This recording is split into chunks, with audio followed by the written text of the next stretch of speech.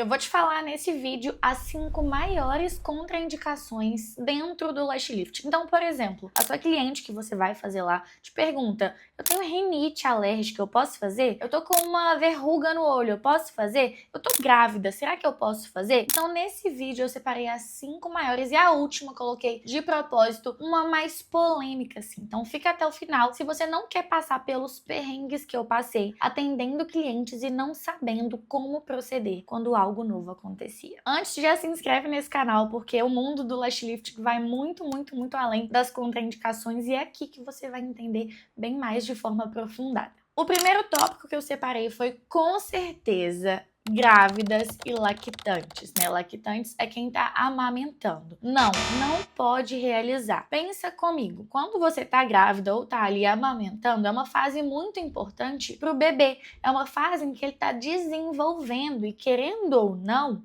quando você faz o lash lifting, você aplica os produtos, você aplica ali uma tintura, tem uma certa química. E o corpo da mãe tá conectado com o do filho, seja quando ele tá na barriga, seja quando ela tá amamentando também. Então, pra que colocar química nesse meio, nesse caminho? Pra que colocar isso em risco? Não tem necessidade alguma. Então, sempre é importante você perguntar, você colocar na ficha de anamnese, para saber se tem alguma chance dela estar grávida e, em caso positivo, você não vai realizar. O segundo tópico é se ela operou essa área recentemente. Por que eu coloco operou essa área? Porque podem ser várias cirurgias. Não tem como você colocar os nomes específicos, como, por exemplo, blefaroplastia, que é aquela cirurgia de pálpebra, mas ela pode ter operado ali por algum problema de visão. Pode ser de miopia, pode ser astigmatismo, enfim. Pode também ter alguma patologia oftalmológica aqui, né? Ela pode ter operado por algo que a gente nem conhece ainda. A gente não é médico, não tem necessidade de dominar todas as patologias e cirurgias, enfim, mas quando a gente entende no geral, pergunta, conversa, a gente sabe que é necessário esperar um tempo aí de recuperação. Qual é o tempo, Carol? 1 mês, 2 meses, 3 meses? Depende da cirurgia, por isso é importante esse contato e essa proximidade com a sua cliente e, claro, se tiver sido recente, que ela converse com o médico responsável. Vai anotando aí, sério. Terceiro tópico, histórico alérgico. Então você vira pra mim, você vai ser minha cliente, tá? Tô dando um exemplo. E eu te pergunto, você já teve alergia de alguma coisa? Você fala não. Só que tá vendo que isso não é suficiente? Eu preciso te perguntar e te dar estudos de caso para você talvez lembrar na hora algo que você não estava nem lembrando. Já teve alergia de esmalte, de algum cosmético, já pintou o cabelo, já passou rena na sobrancelha, ou então já descoloriu o cabelo do braço. Por que eu pergunto isso? Porque o mais comum, assim, não que seja comum, não é nada frequente, nunca aconteceu com nenhuma cliente minha, inclusive, mas o que eu vejo de colegas de trabalho é ter alergia à tinta, ter alergia da tintura dos produtos do lash lifting mesmo, que são responsáveis por remoldar o fio, é muito difícil. De toda forma, eu ainda pergunto, dou exemplos. Já teve alguma alergia de algum medicamento? Já teve alguma alergia de algum cosmético? Alguma maquiagem? Não, então tá tudo bem. Já passou os rendas, já fez isso tudo, né? Então beleza, caminho liberado. Agora, se ela vira e fala, não, já tive alergia, passei rena na sobrancelha e, nossa, minha sobrancelha ardeu muito, ficou um pouco inchada. Então, ela tem alergia de algum componente ali, né? Não necessariamente, quando a gente for realizar o teste alérgico, a gente não vai descobrir se ela tem alergia ou não. A gente vai descobrir se vai ter alguma reação ali. Por isso, a gente precisa averiguar esses históricos de alergia ou reações passadas que já aconteceram pra gente saber analisar se vamos realizar ou não. Casos mais específicos, como o que eu citei ali no início do vídeo, exemplo, esse caso é muito bom, presta atenção. Eu tenho uma aluna que ela virou pra mim e ela falou que estava com uma cliente que tinha uma verruga nos olhos e mandou perguntando se deveria fazer, se deveria realizar o lash lifting ou não. Aonde era exatamente essa verruga? Era uma verruga bem aqui na linha d'água superior dos olhos. E ela veio me perguntar, então são casos muito específicos que não tem como eu generalizar para você e falar não realize ou sim realize. Então o que você faz? Você vai pesquisa. Eu sei que é fácil a gente entender, verruga, tem uma verruga, não vai dar nada.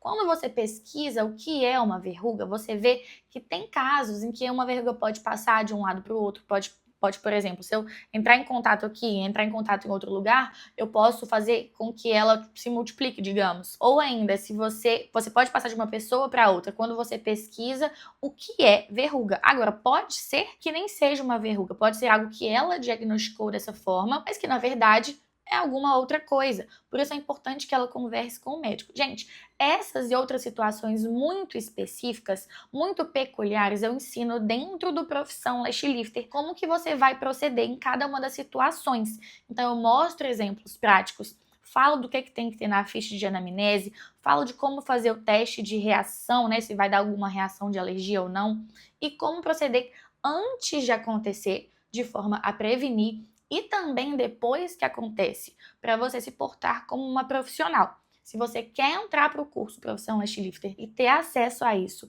o link está aqui na descrição. É só clicar e todas as informações vão estar lá. O quarto tópico que eu separei, muito importante, olhos sensíveis. A maioria das profissionais negligencia isso, mas o que pode acontecer, principalmente para você que está começando? Quando você pega um olho que é muito sensível, ele lacrimeja demais, o que pode acontecer, né? Você pode estar ali aplicando o produto, não ter um controle grande sobre aonde você está aplicando, sobre ter essa visão mais minuciosa. O produto entra em contato com a lágrima dessa cliente, entra tudo dentro do olho dela, começa a arder e as sequelas podem ser muito graves. Por isso que o ideal é evitar quando você sabe que esses olhos são muito sensíveis, lacrimejam muito, para quando você está iniciando. Quando você já tem mais prática, é fácil você ter algumas estratégias, alguns macetes assim, para que essa lágrima não atrapalhe o seu procedimento. Uma luz forte mesmo, que fica assim no olho da cliente, às vezes abaixar ela é o ideal. O ar-condicionado também pode ressecar um pouco os fios. Tem vídeos aqui no YouTube em que eu falo mais sobre isso. Como lidar, né, quando a cliente ali tem os olhos mais sensíveis, tá? É só procurar que vocês vão conseguir encontrar muita informação aqui. E por último, chegamos ao quinto tópico, que é o tópico ansiedade. Eu coloco isso na ficha de anamnese, mas muitas pessoas não entendem. Ah, eu sou ansiosa, então eu não posso fazer lash lifting? Não é dessa maneira. Olha o que aconteceu comigo, eu vou te contar esse caso também. Eu tenho uma cliente, eu apliquei o produto, passo 1 nela, e aí no meio do procedimento, ela vira e fala: eu não consigo mais ficar de olho fechado. Eu preciso levantar daqui, eu tô ficando muito ansiosa, tá me dando uma crise, eu preciso levantar, preciso abrir o olho. Como que você lidaria? Ou seja, você pode ou tirar tudo e mandar ela para casa, surtar, ou você pode falar: eu não posso tirar esse produto, porque se eu tirar o produto, os fios vão ficar todos atrofiados, vai gerar reversão. Se você entende da química, você vai entender o que eu tô falando, porque você não pode tirar um produto sem neutralizar o que você acabou de fazer. Então você fica assim, tá, o que eu faço agora, né? Então, quando a cliente tem ansiedade, você precisa explicar para ela como vai funcionar. Olha, você vai ficar aí 1h30 de olhos fechados. Eu acho muito fácil. Comenta aqui pra mim, o que você acha? Eu acho tranquilíssimo ficar 1h30 de olho fechado. Inclusive, durmo quase todas as vezes que eu realizo. Quando eu não tô conversando o tempo todo, eu tô tirando um cochilo enquanto eu faço lash lifting. Enquanto as minhas alunas fazem lash lifting em mim, né? Mas caso a cliente tenha aí algum histórico forte de ansiedade, de crise de pânico, eu também não realizo, porque eu sei o que pode acontecer no meio desse procedimento, entende? Eu também sei proceder caso a cliente vira e fala: eu preciso tirar. Ou nem necessariamente só a ansiedade, ela vira e fala assim: eu preciso ir embora.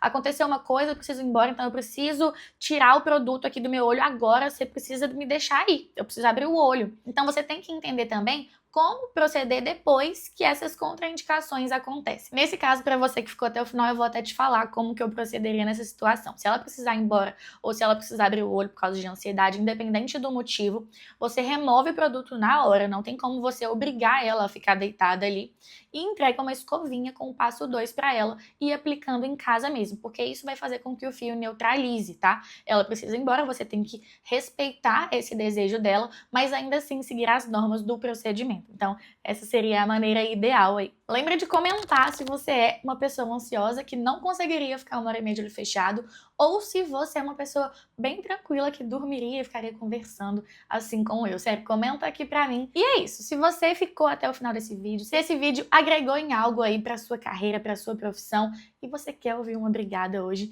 é só curtir aqui do lado pra mim, que me ajuda bastante. E muito obrigada. Um beijo.